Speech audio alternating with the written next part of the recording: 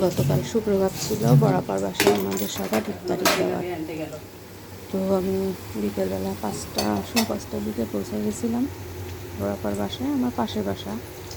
যে দেখি বরাবর অলরেডি পেঁয়াজু, ডালের বড়া, বেগুনি, ডিম আলুর চপ অলরেডি ভাজা হয়ে গেছে। এক চুলাতে যে ডিম আলুর চপ, আর একটা চুলাতে আবার বেগুনি। বরাবর নিজে করলো সবগুলো। এই ডিম আলুর চপটা অসম্ভব মজা হয়েছিল, সবাই খুব পছন্দ করে এই চপটা। বেগুনি পেঁয়াজগুলো অলরেডি হয়ে গেছে। এখানে খেজুরগুলো ধুয়ে নিলাম।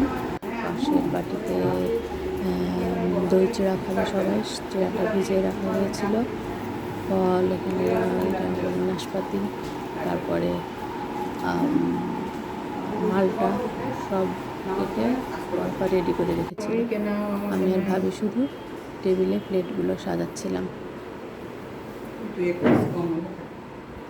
এখানে মিষ্টি খাবারের মধ্যে ছিল পুডিং, জিলাপি।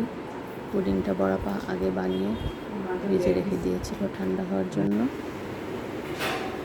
এই তো টেবিল মোটামুটি প্লেট আমি আর ভাবি দুজন মিলে কমপ্লিট করে ফেলেছি সাজানো। রান্নাঘরের কাজটা বড়াপা করছে, হেল্প করছে বড়াপাকে আমাদের বৌমা, মানে মাহির বউ।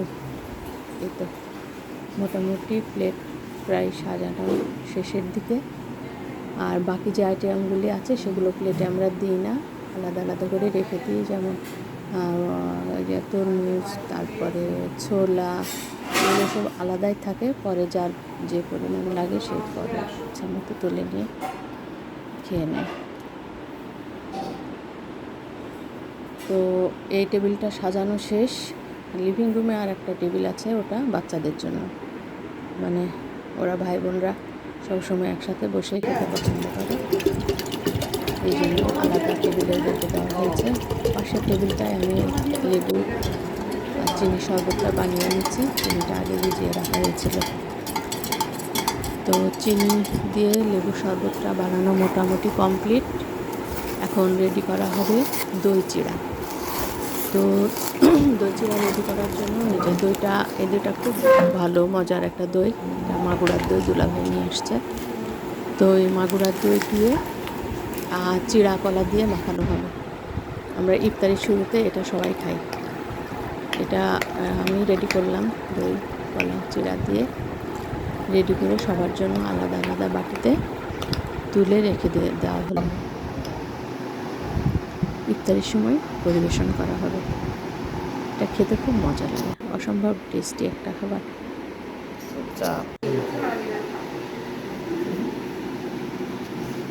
ওরা ভাই বোনরা ওদেরকে আলাদা টেবিলে দিয়ে দিচ্ছে। ওরা নিজেরা নিজেদের মতো করে গল্প করে, খায়, হাসে, আড্ডা দেয়।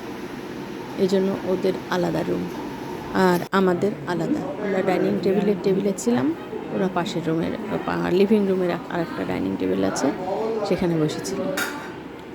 এত বড়াপা, আমার বর মশাই, যে ভাবি, সবাই ওখানে বসছে। আর এখানে যে বাচ্চারা, ভাই বোনরা, মাহির বউ, মানে আমাদের বৌমা, ওরা সবাই একসাথে। মাহি রুয়াবজা রেডি করছে। রুয়াবজাটা খুব একটা আমার ভালো লাগে না, কেমন যেন সিরাপ গন্ধ লাগে। আমি পছন্দ করি না, কিন্তু আমার মেয়ে চন্দ্রাবতী পছন্দ করে। মাহি বানাচ্ছে ওর জন্য।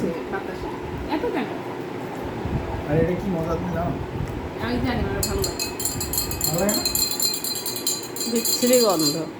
তো ওরা মজা করছে, বানাচ্ছে, গল্প করছে, খাচ্ছে। হ্যাঁ, কিন্তু আমার কাছে কেমন একটা গন্ধ লাগে। ওরা একসাথে এত মজা পায়। হ্যাঁ, সিরাপ গন্ধ। একসাথে বসে খেতে, মানে ওদের এই মজা করাটা দেখে ওদের আনন্দটা। নামাজ শেষ করে বেঁচে যাওয়া যে এক্সট্রা পেঁয়াজু, বেগুনি, আলুর চপ, ছোলা থাকে, এগুলো বড় একটা বলের মধ্যে সব সময় মাখানো হয়, মুড়ি মাখা যেটা বলে। এর মধ্যে ধনেপাতা, তারপরে পেঁয়াজ কুচি, সরিষার তেল একসঙ্গে ছোলা দিয়ে মিক্স করে মাখানো, খুব মজা। ওরা সব ভাই বোন এটা মাখায়। আমরা আমাদের মতো করে খাই, কিন্তু এটা ওরা সবসময় মাহি মাখায়, কারণ ওরা মাহির হাতের এই মুড়ি মাখানোটা অসম্ভব পছন্দ করে। দেখে লোভ লাগছে, তাই না? খুব সুন্দর করে মুড়ি মাখায় না। ইফতারির পর 1 কাপ চা, আর লাস্টে এই যে 1 কাপ চা না হলে তো চলেই না। চাটা বানিয়েছে এবার বড় আপা, অনেক মজা ছিল। এই তো শেষ, সবাই ভালো থাকবেন, আল্লাহ হাফেজ।